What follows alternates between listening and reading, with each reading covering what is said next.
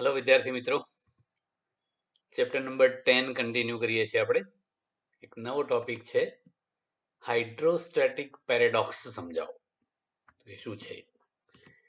તો મિત્રો, આપણે એક પાત્ર લઈએ જેમાં આવા અલગ અલગ આકારના પાત્રોને એક સાથે નીચેથી જોડેલા છે. હવે અહીંયા જુઓ કે આમાં કોઈ પણ એક નળીમાંથી આપણે પ્રવાહી ભરીએ તો આ બધામાં પ્રવાહીનું જે લેવલ છે એ એક જ સરખું હોય છે. મતલબ કે એ પ્રવાહીનું જે લેવલ અથવા સ્તર છે એ પાત્રના આકાર ઉપર કે એ પાત્રના ક્ષેત્રફળ પર આધારિત નથી. તો એનું કારણ એ છે કે બધે દબાણ એક સરખું પ્રસરે છે. તો આ હકીકતને હાઇડ્રોસ્ટેટિક પેરેડોક્સ કહેવામાં આવે છે. તો આનો અર્થ એવો થયો કે સમક્ષિતિજ બિંદુ હોય, મતલબ એક જ ઊંચાઈએ રહેલા એવા તમામ બિંદુઓ આગળ દબાણ એક સરખું જ હોય. ઓકે, એટલે આ હાઇડ્રોસ્ટેટિક પેરેડોક્સનું ઉદાહરણ છે. આપણને ટેક્સ્ટબુકમાં આવા ખાલી 3 પાત્રોનું ઉદાહરણ આપેલું છે. આવું દરેકના ક્ષેત્રફળ અલગ છે, કદ અલગ છે, છતાંય બધામાં પ્રવાહીનું સ્તર એક સરખું જ છે. તો આ બાબત દર્શાવે છે કે બધા જ પાત્રના તળિયે પ્રવાહી સમાન દબાણ લગાડે છે. ઓકે, તો આ હાઇડ્રોસ્ટેટિક પેરેડોક્સ.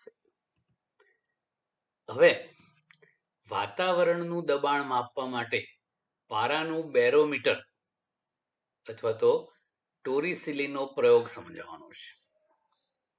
વાતાવરણનું દબાણ શું છે એ આપણે ગઈ વખત કરેલું કે વાતાવરણ વડે દરિયાની સપાટી ઉપર જે દબાણ ઉત્પન્ન થાય એને એટમોસ્ફિયરિક પ્રેશર એટલે કે વાતાવરણનું દબાણ કહેવાય છે. તો એ માપવા માટેનો સૌથી પહેલો પ્રયોગ ઇટાલિયન સાયન્ટિસ્ટ ટોરિસેલીએ કરેલો અને એણે એક સાધન બનાવેલું. એ સાધનની રચના અને એનાથી કેવી રીતે દબાણ મપાય છે એની આપણે વાત કરવાની છે. તો એ સાધનની અંદર 1 મીટર લાંબી એક કાચની નળી હોય છે. એની અંદર પારો ભરવાનો, પછી અંગૂઠાથી દબાઈને એને ઉલટાઈ દેવાની હોય છે. તો એ કેવી રીતે વર્ક કરે છે એ આપણે સમજીએ.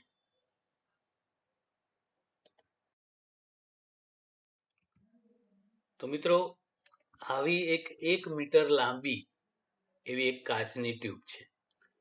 એમાં પારો ભરીને પછી અંગૂઠાથી દબાઈને ઉલટાઈ દેવાનું અને અહીંયા પણ પારો જ છે. તો આ જે લેવલ હોય સહેજ નીચું આવી શકે, પણ અહીંયા શૂન્ય અવકાશ ગણી શકાય અથવા તો બહુ તો પારાની બાષ્પ હોય. તો અહીંયા શૂન્ય અવકાશ છે એવું આપણે વિચારી લઈએ તો ત્યાં દબાણ શૂન્ય છે. અહીંયા h ઊંચાઈનો પ્રવાહીનો સ્તંભ છે અને અહીંયા પણ પારો ભરેલો છે. આપણે હવે 2 બિંદુ આપણે વિચારીએ, આ બિંદુ C અને બિંદુ B. એ બંને સમક્ષિતિજ બિંદુઓ છે, એક જ હાઈટ પર રહેલા. એટલે હાઇડ્રોસ્ટેટિક પેરેડોક્સ અનુસાર આ બંને બિંદુ આગળ દબાણ સરખું જ હોય. તો C બિંદુની ઉપર તો વાતાવરણ છે, એટલે C બિંદુ આગળનું દબાણ વાતાવરણના દબાણ જેટલું જ હોય, એટમોસ્ફિયરિક પ્રેશર જે આપણે માપવું છે. તો B બિંદુ આગળનું દબાણ પણ એટલું જ હોય. આની ઉપર ભલે હવા હોય ને આની ઉપર ભલે પારો હોય, એ નહીં વિચારવાનું. આ બંને પરનું દબાણ સરખું કેમ હોય? કારણ કે બંને સમક્ષિતિજ બિંદુઓ છે, એટલે એક જ સરખી હાઈટ ઉપર બધે દબાણ સરખું જ હોય. એટલે C બિંદુ આગળનું દબાણ અને B બિંદુ આગળનું દબાણ એક સરખું, એટલે કે વાતાવરણના દબાણ જેટલું હોય. હવે આપણે B બિંદુ આગળનું દબાણ વાત કરીએ તો એની ઉપર શું છે? તો એક h ઊંચાઈનો ρ ઘનતાવાળા પારાનો સ્તંભ છે અને અહીંયા દબાણ P બરાબર 0 લીધું આપણે. તો આ બી બિંદુ આગળનું દબાણ એ એટમોસ્ફિયરિક પ્રેશર જેટલું, એટલે આપણે PA કહીએ. તો કેટલું હોય? તો આ P વત્તા H ઊંચાઈના પ્રવાહી સ્તંભ વડે ઉદ્ભવતું દબાણ. તો અગાઉ આપણે કરેલું લાસ્ટ લેક્ચરમાં કે H ઊંચાઈ અને ρ ઘનતાવાળા પ્રવાહી સ્તંભ વડે ઉદ્ભવતું દબાણ H ρg જેટલું હોય. તો આ બી બિંદુનું દબાણ એટલે કે એટમોસ્ફિયરિક પ્રેશર કેટલું હોય? તો P પ્લસ H ρg. અહીંયા P ઇક્વલ ટુ 0 લીધું છે આપણે, એટલે વાતાવરણના દબાણનું સૂત્ર થઈ ગયું PA બરાબર H ρg. આ બંધ હોવું જરૂરી છે. ઉપરનો છેડો બંધ હોય તો જ અહીંયા દબાણ 0 ગણાય. ખુલ્લું હોય તો વાતાવરણ જેટલું થઈ જાય એટલે. તો આ H ρg મળી ગયું. ρ છે એ પારાની ઘનતા છે અને H એ પારાના સ્તંભની ઊંચાઈ છે આટલી. હવે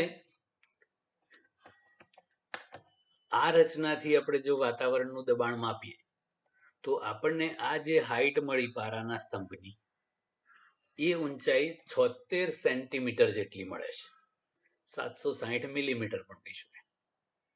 તો આ બધી રાશિઓ જાણીતી થઈ ગઈ. એ કિંમતો મૂકો તો વાતાવરણનું દબાણ મેળવી શકાય. તો H મળ્યું 76 સેન્ટીમીટર, મીટરમાં લખીએ તો 0.76 મીટર. પારાની ઘનતા છે 13.6 ગુણ્યા 10³ કિલોગ્રામ પર મીટર ક્યુબ અને ગુરુત્વ પ્રવેગ છે 9.8 મીટર પર સેકન્ડ સ્ક્વેર.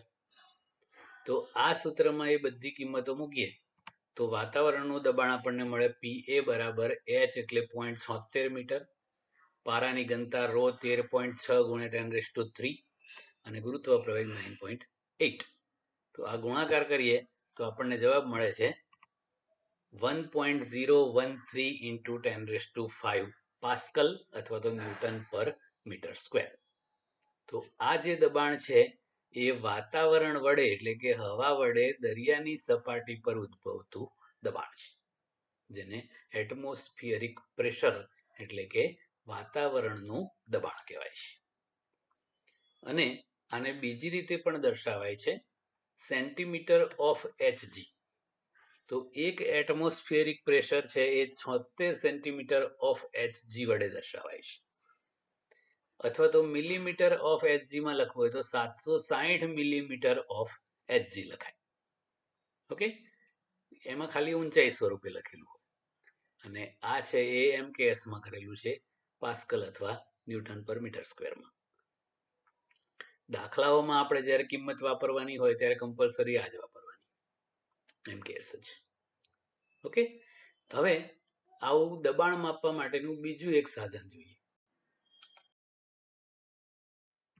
મિત્રો, દબાણના જુદા જુદા એકમો છે. MKS એકમ આપણે કર્યો ન્યૂટન પર મીટર સ્ક્વેર એટલે પાસ્કલ. બીજો એક વ્યવહારુ એકમ કર્યો એટમોસ્ફિયરિક પ્રેશર, વાતાવરણનું દબાણ. હવે બીજા બે એકમો કરવાના છે ટોર અને બાર. 1 મિલીમીટર ઓફ Hg એને 1 ટોર કહેવામાં આવે છે. એ ટોરિસેલીના નામ પરથી એને ટોર કહેવાય છે. જેમ વાતાવરણનું દબાણ છે એ 760 મિલીમીટર ઓફ Hg છે, આ 1 મિલીમીટર ઓફ Hg છે, તો એને કહેવાય છે 1 ટોર. એને પાસ્કલમાં ફેરવવું હોય તો 133 પાસ્કલ જેટલું થાય છે. H ρg કર્યું ને એમાં H ની કિંમત 10⁻³ મીટર મૂકી દેવાની, પછી પારાની ઘનતા અને G મૂકો એટલે. તો આ જે એકમ છે ટોર એ મેડિકલમાં વપરાય છે. આપણે બ્લડ પ્રેશર નહીં કહેતા કે નીચેનું 80 ઉપરનું 120, તો એ 80 અને 120 છે એ ટોર હોય છે. એ ડોક્ટર જે બ્લડ પ્રેશર માપે એમાં 80 અને 120 છે એ આપણું સ્ટાન્ડર્ડ બ્લડ પ્રેશર હોય છે. ઓકે, હવામાન શાસ્ત્રમાં અને કેમેસ્ટ્રીમાં નોર્મલી બાર એકમ વપરાય છે. નાનું દબાણ હોય તો મિલીબાર વપરાય છે. તો 10⁵ પાસ્કલ એને ટૂંકમાં 1 બાર કહેવામાં આવે છે. તો આ દબાણના જુદા જુદા એકમો થાય. હવે દબાણ માપવા માટેનું બીજું એક સાધન ખુલ્લી નળીવાળા મેનોમીટરની મદદથી વાયુનું દબાણ કેવી રીતે માપી શકાય તે સમજાવો. આપણે આગળ કર્યું એમાં બંધ નળી હતી ઉપરથી, આમાં ખુલ્લી છે. તો આવું એક યુ આકારની ટ્યુબ છે જેને મેનોમીટર કહેવામાં આવે છે. અને આવું કોઈ પાત્ર છે જેની અંદર કોઈ વાયુ છે, એનું દબાણ પી આપણે માપવું છે. તો આ જે ખુલ્લી નળીવાળું મેનોમીટર છે એનો એક છેડો છે એ આ પાત્ર સાથે જોઈન્ટ કરી દેવાનો. આ જે બંધ પાત્ર છે જેનું દબાણ પી આપણે માપવું છે તે એની સાથે જોઈન્ટ કરી દીધો. તો એ બિંદુ આગળનું દબાણ અને આ પાત્રની અંદરના વાયુનું દબાણ સરખું થઈ ગયું. અહીંયા જેટલું હોય એટલું અહીંયા હોય. એ બિંદુ અને બી બિંદુ સમક્ષિતિજ છે એટલે આ બે બિંદુ પરનું દબાણ સરખું થશે. અને આ ઉપરનો છેડો જે ખુલ્લો છે ત્યાં હવા હોય તો ત્યાં વાતાવરણનું દબાણ હોય એટલે એટમોસ્ફિયરિક પ્રેશર છે. હવે આપણે આ પી માપવાનું છે. એ પી બિંદુ પી દબાણ છે એ વાસ્તવમાં એ પરનું દબાણ થયું અને એ પરનું દબાણ અને બી પરનું દબાણ સરખું થશે. કેમ કે બંને સમક્ષિતિજ છે. તો બી બિંદુ આગળનું દબાણ જે આપણે માપવું છે એ કેટલું હોય? તો આ પ્રવાહી સ્તંભનું દબાણ પ્લસ વાતાવરણનું દબાણ આવું થશે ને. તો ગણીએ તો કેવું થાય જોઈએ. તો અહીંયા એ અને બી બંને સમક્ષિતિજ બિંદુઓ છે એટલે બેયનું દબાણ સરખું જ હોય. પી કહો કે પી એ કહો કે પીબી કહો. એની ઉપર શું છે? બે બિંદુની ઉપર તો વાતાવરણનું દબાણ છે વત્તા એચ ઊંચાઈનો પ્રવાહી સ્તંભ છે એનું દબાણ એચ રોજી થાય. તો એ પી નું મૂલ્ય થશે પી એ પ્લસ એચ રોજી. વાતાવરણનું દબાણ આપણને ખબર છે. હવે પ્રવાહી સ્તંભની ઊંચાઈ માપી લો. એની અંદર જે મેનોમીટરમાં જે પ્રવાહી ભર્યું હોય એની ઘનતા ખબર હોય ને જે ખબર હોય બસ આ સાદુરૂપ આપો એટલે આપણને દબાણ મળી જાય. તો આ જે ટોટલ દબાણ પી છે એ પેલા પાત્રની અંદરનું દબાણ થઈ. એ કોની પર આધાર રાખે? તો વાતાવરણનું દબાણ કેટલું છે એ પ્રવાહી સ્તંભની ઊંચાઈ, એ પ્રવાહી સ્તંભની એટલે પ્રવાહીની ઘનતા, આ બધા.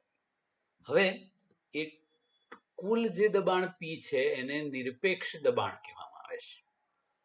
અને જો વાતાવરણનું દબાણ એમાંથી બાદ કરી દો પી માઇનસ પી એ તો એ માત્ર પ્રવાહી સ્તંભનું દબાણ થાય. એને ગેજ દબાણ કહેવાય છે અથવા એને હાઇડ્રોસ્ટેટિક પ્રેશર પણ કહેવાય છે. એવું આગળ આપણે વાત કરેલી છે. ઓકે. તો એ ગેજ દબાણ છે એ મેનોમીટરના પારાના સ્તંભ વડે ઉદ્ભવતું દબાણ કહેવાય છે. ઓકે. હવે બીજો એક બહુ જ મહત્વનો ટોપિક, પાસ્કલનો દબાણ પ્રસરણનો નિયમ સમજાવો અને એની ઉપયોગિતા હાઇડ્રોલિક લિફ્ટમાં સમજાવવાની છે. એટલે એનો ઉપયોગ શું છે? તો પેલા દબાણ પ્રસરણનો નિયમ કે કોઈ બંધ પાત્ર હોય, દાખલા તરીકે આવું છે, તો આવું એક ટ્યુબ છે એની અંદર કોઈ અદબનીય તરલ એટલે પ્રવાહી ભરેલું છે. આમાં વાયુ ના ચાલે અને એના બંને જે છેડાઓ છે એ પિસ્ટન વડે બંધ કરેલા છે. એ પિસ્ટન આસાનીથી સરકી શકે એવા છે અને અંદર બધે આ જે બ્લુ બતાવ્યું છે એ અદબનીય તરલ એટલે પ્રવાહી છે. તો આવું બંધ પાત્ર થયું.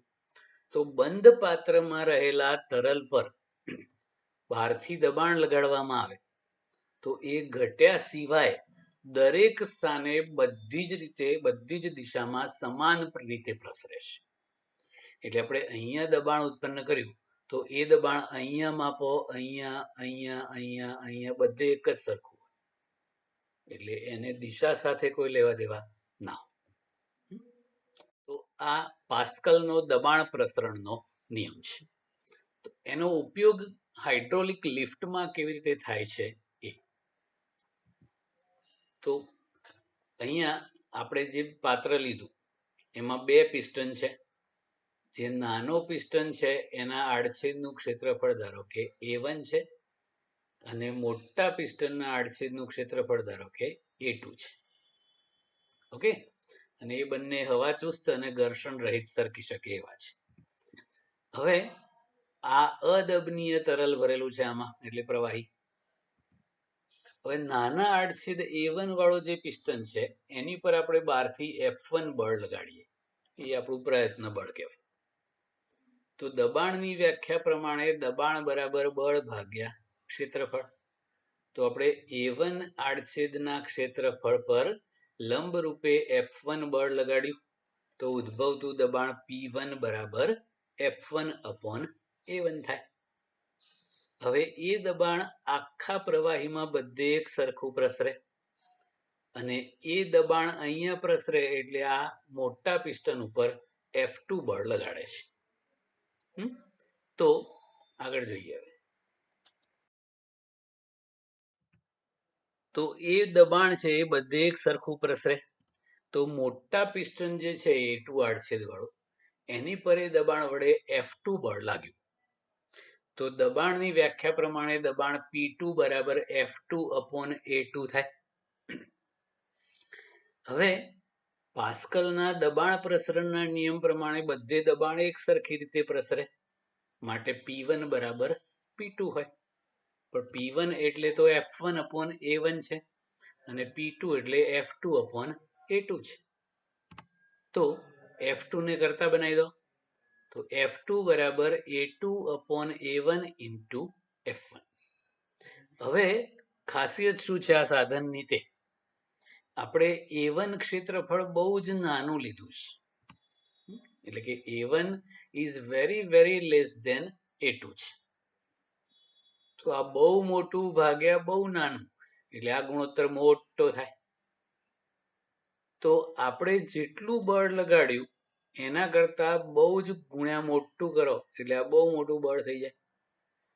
દાખલા તરીકે આપણે નાના પિસ્ટનનું ક્ષેત્રફળ છે એના કરતા મોટું પિસ્ટનનું ક્ષેત્રફળ 10 ગણું હોય, તો આ ગુણોત્તર 10 મળે. તો આપણે નાના પિસ્ટન પર જેટલું બળ લગાડીએ એનું 10 ગણું બળ મોટા પિસ્ટન ઉપર લાગે. એટલે ઓછા પ્રયત્ન બળ વડે મોટું બળ મેળવી શકાય. તો આ હાઇડ્રોલિક લિફ્ટનો સિદ્ધાંત છે. તો આ રીતે આપણે કોઈ પણ મોટી વસ્તુને આસાનીથી ઉચકી શકીએ. દાખલા તરીકે અહીંયા છે, જો એક વ્યક્તિ છે એ આ પિસ્ટન પર ઊભો છે, તો એ 50 પાઉન્ડનો છે. પાઉન્ડ છે એ વજનનો એકમ છે દળનો. અહીંયા 2000 પાઉન્ડની કાર છે, તો એ વ્યક્તિ એક જ વ્યક્તિથી આખી લિફ્ટ ઉચકાય છે.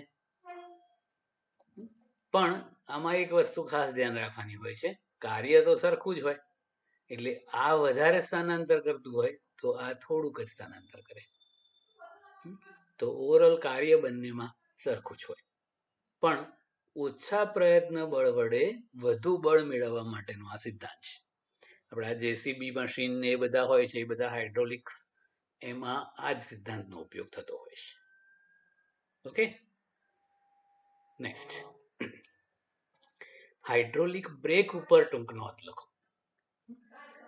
તો કારમાં અને બસમાં અને એ બધામાં જે બ્રેક્સ હોય છે એ હાઇડ્રોલિક બ્રેક હોય છે, એટલે બહુ જ આસાનીથી આપણે બ્રેક લગાવી શકીએ.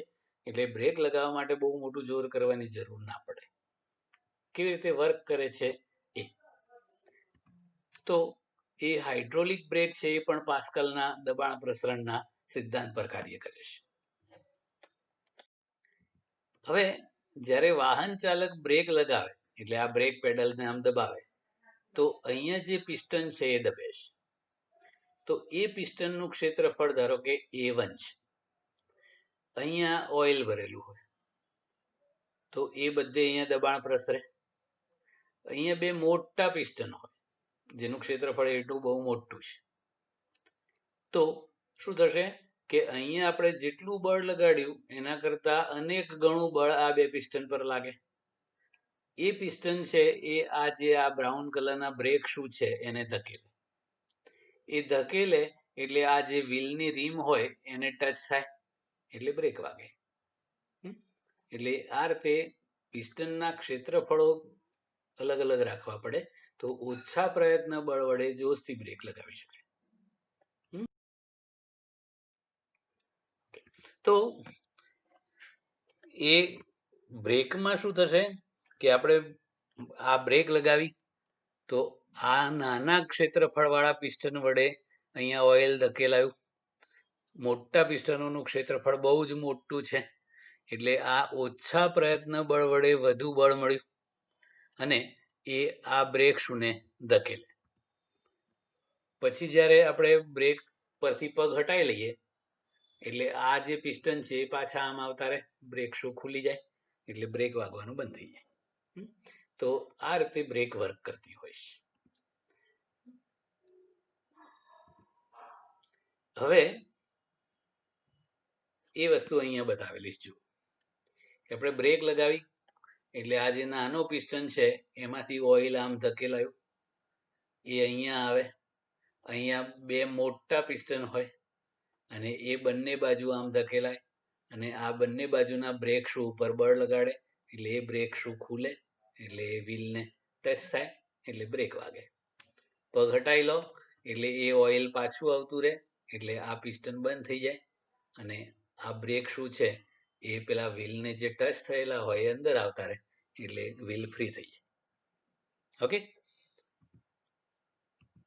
હવે અત્યાર સુધીમાં આપણે જે કંઈ ચર્ચા કરી એ બધી તરલના સ્ટેટિક્સની હતી, એટલે કે તરલ સ્થિર અવસ્થામાં હોય ત્યારની દબાણ અને બળની ચર્ચા. હવે આખા ચેપ્ટરમાં આપણે જે ચર્ચા કરવાની છે એ તરલના ડાયનેમિક્સની છે, એટલે કે એમાં તરલ ગતિમાન અવસ્થામાં હોય. તો તરલ ગતિમાન અવસ્થામાં હોય ત્યારના દબાણ અને બળનો અભ્યાસ અને તરલની ગતિનો અભ્યાસ એને તરલનું ડાયનેમિક્સ કહેવાય છે. તો અહીંયાથી આપણે તરલના ડાયનેમિક્સની શરૂઆત કરીએ છીએ. સૌથી પહેલા સ્થાયી વહન સમજાવવાનું છે, સ્ટેડી ફ્લો. આપણે તરલનો કોઈ કણ ગતિ કરતો હોય એવું વિચારીએ અને આ જે બ્લુ લાઈન છે એ તરલનો ગતિમાર્ગ છે, એને પ્રવાહ રેખા પણ કહે છે. તો ધારો કે કોઈ તરલ કણ પી બિંદુ આગળથી પસાર થાય ત્યારે એનો વેગ કંઈક હોય. ધારો કે વીપી જેટલો છે એ પી બિંદુએ એ વક્ર માર્ગને દોરેલા સ્પર્શકની દિશામાં છે. પછી એ તરલ કણ ધારો કે ક્યુ આગળ જાય તો ત્યાં એનો વેગ કંઈક જુદો હોઈ શકે. તો ધારો કે ક્યુ બિંદુ આગળ તરલ કણનો વેગ વીક્યુ છે. પછી આગળ જાય આર બિંદુએ પહોંચ્યું ત્યાં એનો વેગ ધારો કે વી આર છે. તો અહીંયા જોયું કે અલગ અલગ બિંદુએ વેગ અલગ અલગ છે. સ્થાયી વહન કોને કહેવાય? તો આપેલ બિંદુ આગળ તરલ કણનો વેગ સમય સાથે અચળ રહેતો હોય તો એવા વહનને સ્થાયી વહન કહેવાય. મતલબ કે પી બિંદુ આગળ વેગ વીપી છે તો ગમે ત્યારે માપો તો વીપી જ હોય, પણ ક્યુ બિંદુ આગળ વેગ વીપી હોય એવું જરૂરી નથી. અલગ અલગ બિંદુએ અલગ અલગ હોઈ શકે. પી બિંદુ પાસે વેગ વીપી છે, ક્યુ પાસે વીક્યુ છે, આર પાસે વીઆર છે. આ બધા વેગ સરખા સરખા સરખા હોય એવું જરૂરી નથી, પણ પી બિંદુ આગળ વેગ વીપી છે તો ગમે તે સમયે માપો તો વીપી જ રહેવો જોઈએ. તો આવું જે વહન હોય એને સ્થાયી વહન કહેવામાં આવે છે. બીજા બિંદુ આગળ બીજો હોઈ શકે પણ જે તે બિંદુ આગળ વેગ અચળ. એકદમ શાંત રીતે વહેતું કોઈ તરલ હોય એમાં આવું સ્થાયી વહન હોય છે. દાખલા તરીકે એકદમ શાંત રીતે વહેતું કોઈ ઝરણું હોય, મંદ વહેતો પવન હોય, અથવા આપણે કેનાલ હોય તો કેનાલની અંદર આપણે કોઈ એક સાઈડમાં આગળ બેસી જઈએ અને એ અંદરથી કેનાલમાંથી જે પાણી જતું હોય એનો વેગ માપીએ. પછી 10 મિનિટ પછી માપીએ, કલાક પછી માપીએ, 2 કલાક પછી માપો તો એક જ જવાબ આવે. પણ બીજા કોઈ સ્થળે જઈને માપો તો અલગ હોઈ શકે. એટલે જે તે બિંદુ આગળ વેગ સમય સાથે અચળ હોય તો એવા વહનને કહેવાય સ્થાયી વહન. આપણે સરળતા ખાતર આવા વહનની જ ડિટેલ ચર્ચા કરવાની છે. અલગ અલગ પ્રકારના વહન હોય છે. એ કેવું હોય એ નેક્સ્ટ લેક્ચરમાં આપણે કરીશું.